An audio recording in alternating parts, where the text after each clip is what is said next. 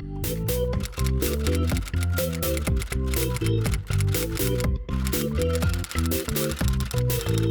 everyone, my name is John Twigg, host of Talk About here on Shaw TV North Island. Thanks for tuning in.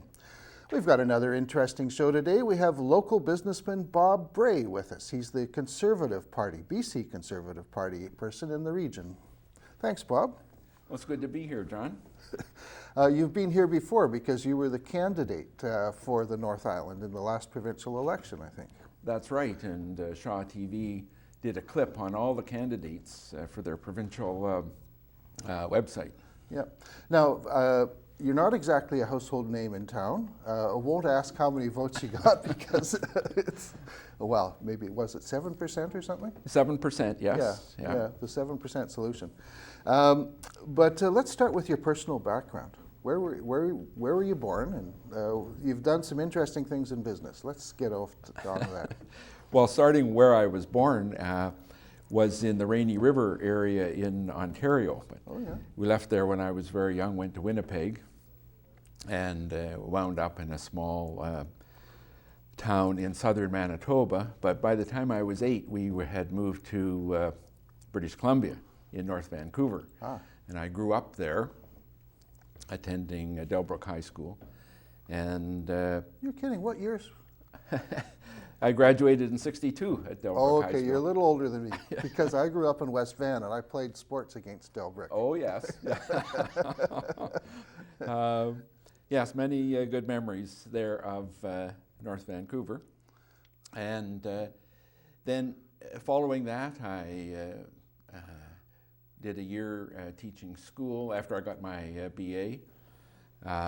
Worked with outfit for emotionally disturbed kids called Browndale.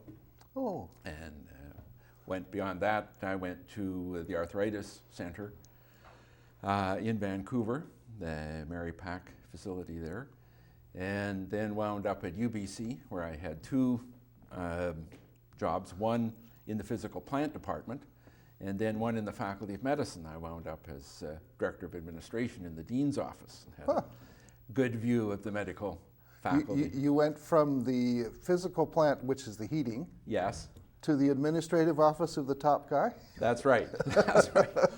The university had just brought in a new financial system, which was causing a lot of consternation around the campus. People were pulling their hair out. The old simple system worked well. The new fancy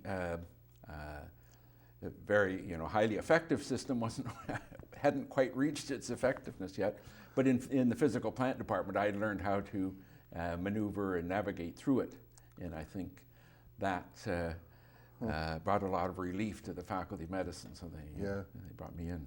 Well, I knew you when you were working for, well, I didn't know you, but I think you're well known for having worked at Trev Dealey, the motorcycle dealership. Yes. How did you get from UBC to Trev Dealey? Well, after UBC, I went to outfit was then called the Surrey Delta Immigrant Services Society. It was the community organization helping immigrants adjust to Canadian ways. But following that, I'm now 58 years old. I was at that time, and I went to Trev Dealey Motorcycles, and this was great. I'd always wanted to get into a profit-making company, and so this was a great chance for me, and I took it. I went out and got my motorcycle license, 58 years old. Is this before or after you had your MBA? This was after I had my MBA. Yeah. Yes. And SFU, I think you said? At Simon Fraser, Simon Fraser pioneered with an executive program where if you had to have a full-time job to get accepted, and then we worked 2 nights a week. I started with dinner, and after dinner we had 2 or 3 hours worth of classes, and they did that very consciously. The idea was to get into the student mode. You had to have a bit of a transition from your working day to day. So that happened at dinner. We came and had dinner together, got into the student mode, got to know the other people in our class, and then took the courses. Yeah. And So did the MBA help you get on with Trev Dealey? yes, it did. I started there as their manager of finance in the local store, in the Vancouver store, but that store is sort of the flagship store for all of Canada, because now the Dealey organization handles Harley-Davidson across I was just the going to country. say, they're the big Harley dealer. That's right. Whoops. And It's okay. So at that, in the Vancouver store, and it's a bit of a British Columbia icon, that store. Yes. It's going to have its 100th anniversary in 2017, when Canada has its sesquicentennial. You say that year. well.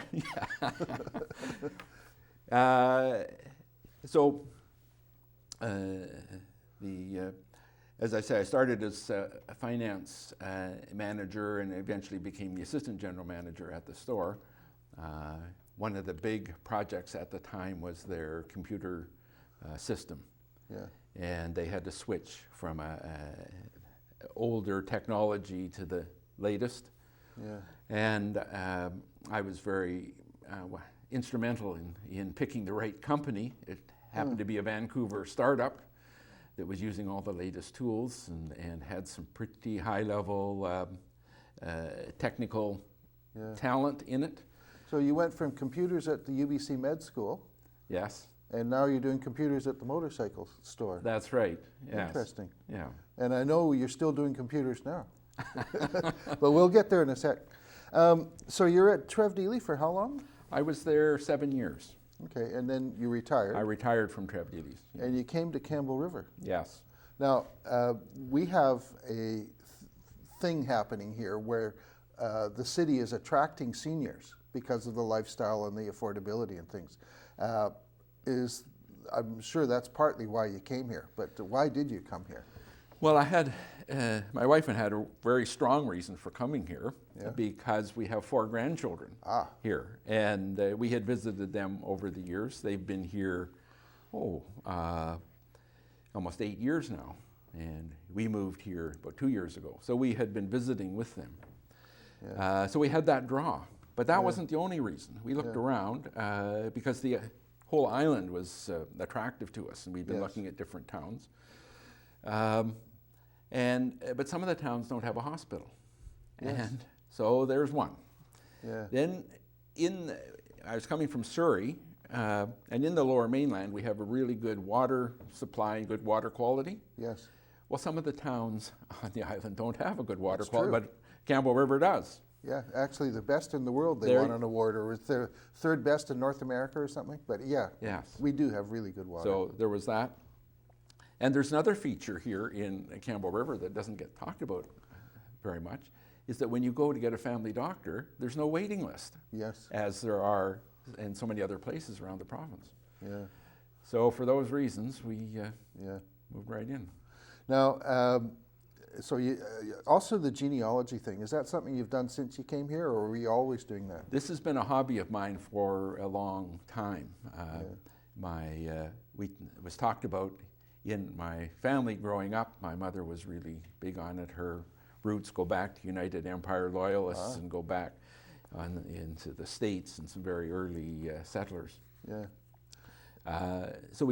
This has been a hobby of mine for some time. And Did you know before you came that Campbell River also has a very strong genealogy group? well, I really didn't, but I'm a member now, and I've discovered just how strong it is, and some very knowledgeable people are involved with that organization. Are they still in the Maritime Heritage Center? Yes, they are.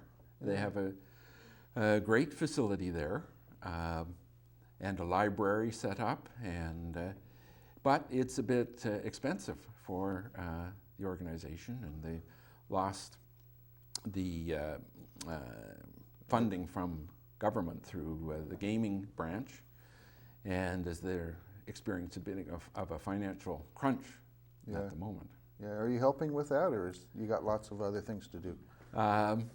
Well, I am a member, and I'm keeping my membership up, and I'm thinking about them if I come up with a suggestion, I'll bring it to them. Now, I know you're active in the senior center a bit too, especially when they were at the Campbell River Common Mall, and they've gone over now to the Sportsplex, I think. Yes. I haven't been there yet, but how are they doing? Well, they're still definitely alive and kicking. Yeah. The Sportsplex facility has been a very good stopgap, and after they left the mall.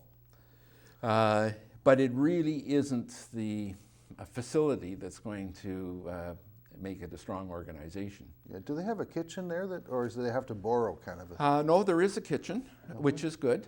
But the room that they have has to be shared because the Sportsplex rents it out to other people, which means you cannot really give that room a flavor. It can't have a senior's flavor because the next group that comes in doesn't want to see other posters on the wall and that sort of thing. So the back in the mall, the senior center had a place they could call their own. Yes.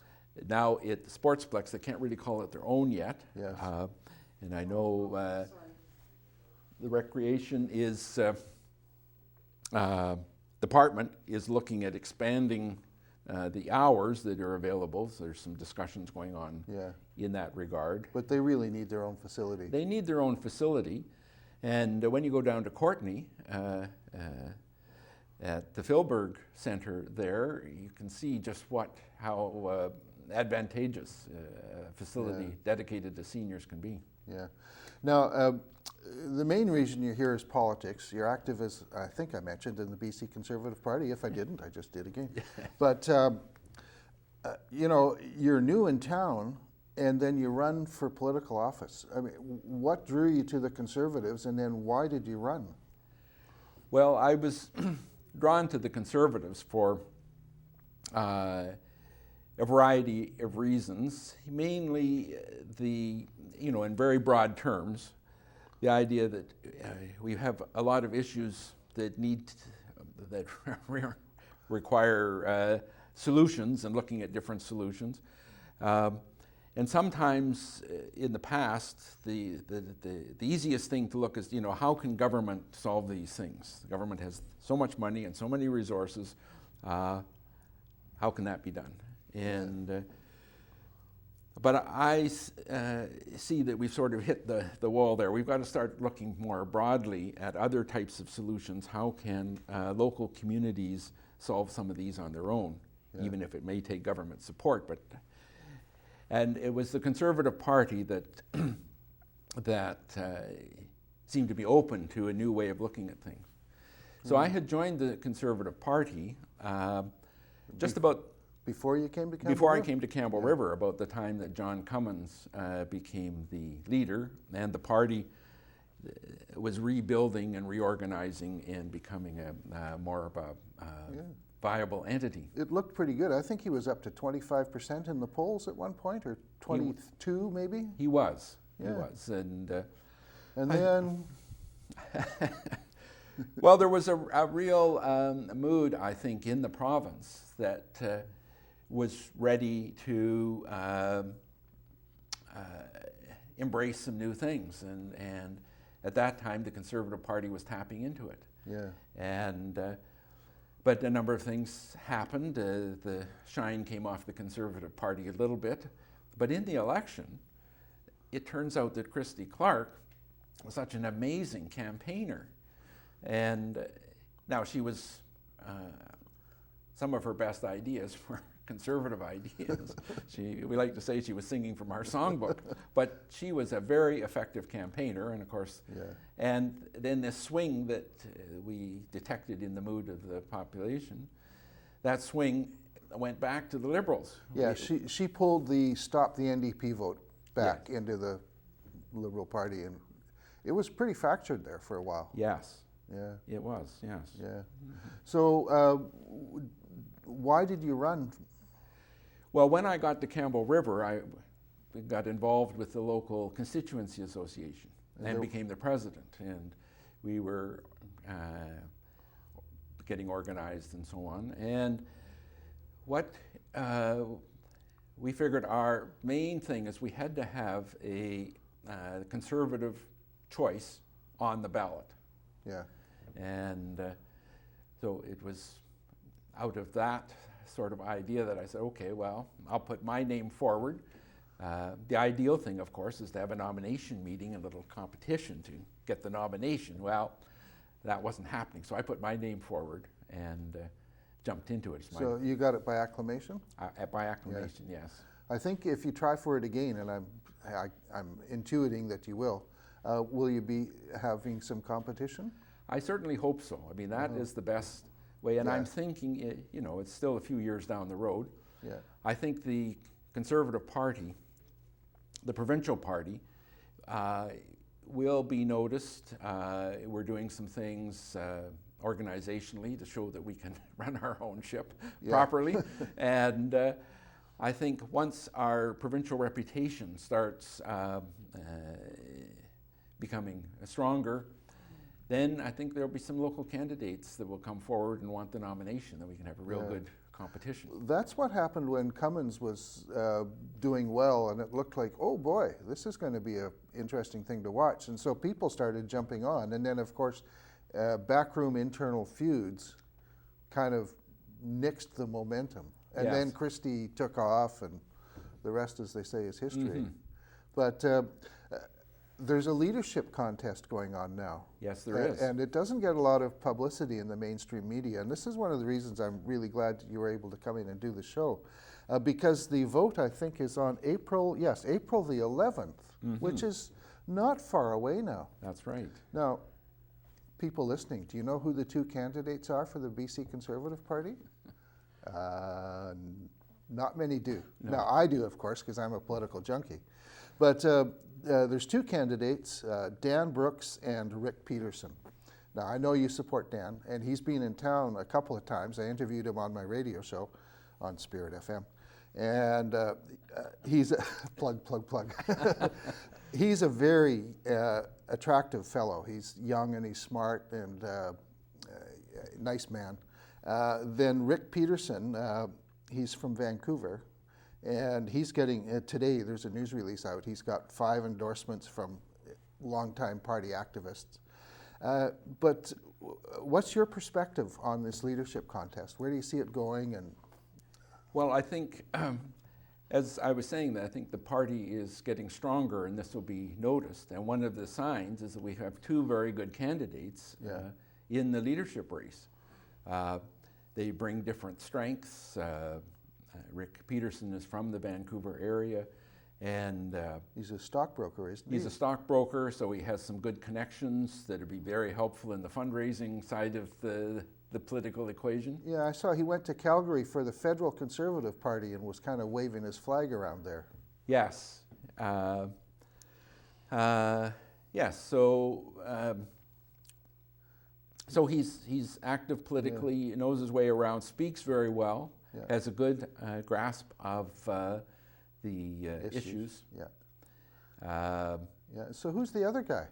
So the other fellow is Dan Brooks. And he's from Vanderhoof. He's very aware of the rural dimensions of our province. And he operated a guide outfitting business? Yeah, he's a guide outfitter. And this is his business background. First of all, it's a small business, which is good, but it's in the tourist business and in guide outfitting, just south of Vanderhoof. I think he was pretty successful, though. He was very successful, and the Liberals brought in some new regulations that made a little more sense from a city perspective, but from a rural perspective, they really cramped the style of guide outfitters. I think did they take away half of his permits or something? They harmed his business. I don't think it was quite half, but it was a significant hit that... and he's got 7 kids, all daughters. Yes. And so, when you heard a small businessman's livelihood and he's got a family to support, it's not surprising that he got political. Well, yes, and he's a very... let's get this done kind of person. So he went to Victoria when this happened, and he spoke he got a hearing with the Liberal members and some cabinet ministers, and he got the impression in his presentation that he wasn't being taken seriously, or people were nodding off or whatever. So he left that meeting still with this, this has to be fixed, can-do attitude, and he checked in with the Conservative Party. And he's been a member ever since. So I didn't realize he's sort of a latecomer to the party then. Well, when you think the party was... it was nowhere for so long. Well, yeah, there was the 2009 election. Yeah. That's when the Liberals did their little HST switcheroo there. And so there was a lot of interest from that in the Conservative Party. At the same time, there was the party was being rebuilt. They went out to find an established politician who could give the party the credibility it needed, and they found that in John Cummins. Yeah. Not only was he an established politician, but he was the maverick, the person ready to try out new things and take a stand. And so he brought that energy and integrity to the party. Yeah. How old is Peterson, roughly? Roughly 58. And Dan Brooks? Dan is 38. Little difference. Quite a difference. And a new party or a reconstituted party takes a while to get the experience that is needed to govern the province. And so this is a real advantage that Dan Brooks has, that if it takes a few years or a few electoral cycles to gain that experience, he will still be in his working career. Yeah, he's got time to learn. That's right. Yeah. Now, the BC NDP has an interim leader, and they have a leadership contest that may, I think, be settled in September this year. Yes. And they don't have any candidates yet. But, you know, is it the cart before the horse to choose a leader and then determine policy? Or should you determine policy and then choose the leader who fits it?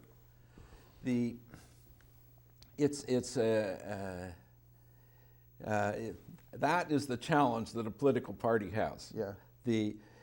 Because the parties need to be policy driven, but you need the personality that fits with your policy. But the leader, a political party has several ways it can go, and it has different factions. I mean, you're trying to build a consensus, and this is the job for every party, to build a consensus within their general agreement. But the leader plays such a key role in that. Yes. So a leadership race really, the way I see it anyway, is a contest between different policy directions. Yes. Okay, how do Brooks and Peterson differ in policy directions? Well, that I don't think has come out too clearly in their public statements as yet, and this is going to be up to the members who are voting to look at this, because you hear what people say and you want to think, where are they coming from? What's behind their comments? Because politicians are usually good at they've got a gift of gab, but what's behind it? What are they saying? And so Dan Brooks is talking about resource development and tourism. And he's put out a release on tax reform. And he's open to tax reform. And but his idea on policies is that, and particularly election platforms, is that we have to have our platform in place a year before the next election. Yeah. And then our candidates can learn the platform. And this will be an improvement over the last election, where we were coming up with new platform ideas throughout the actual election. In the midst of the campaign. Yes. Yeah. Time's a bit tight. How is this vote going to be held? Is it like telephone or in person, or? It will be a combination. There will be a convention in the Lower Mainland, but it'll be a mail ballot, so that the people particularly in the rural areas outside of the Lower Mainland, can vote by mail. Who do you think's going to win? Well, when you look at the party, the way it's structured, our membership, we have more members in the rural areas than we do in Greater Vancouver and Greater Victoria. I'll shorten it. Peterson is the urban guy. Dan Brooks is the rest of the province guy. That's a very good summary. Yeah. So we have the rural versus urban contest happening right within our party. So Rick is good at putting out news releases here, but well, Dan puts out news releases too. Yes. But I think Dan has been doing more touring. He has. He has. He's been to Campbell River twice. He'll be here for the third visit on February 22nd. Oh. We'll have an event for him that's open to the public. The nominations for the leadership close in February 11th, I think, something like that. Yeah. So when Dan comes on the 22nd, we'll know exactly. There may possibly be another entrant into the race. Ah. I haven't heard anything. It's just theoretically possible. Yeah, good. Well, we'll watch for that, and you know, I appreciate you. I wanted to talk about the business climate in town and New Horizons and the Discovery Inn and all that, the $100 million worth of building permits. But you know, I think we're out of time. So I got one little wish list. You got something you want to pass along in 30 seconds? In 30 seconds. Is there something burning I didn't ask? No, I think you really covered it very nicely, John. Good. Well, yes. Bob, then, thank you very much for coming in. It's really good to be here. Yes, I think we'll see you again down the road. He's not going away. Well, folks, thank you very much for watching Talk About here on Shaw. My name is John Twigg, and thank you to the volunteers, Lance and Laura, for doing the cameras, and Marjorie. And thank you, Shaw, for putting on this show, too. Good night.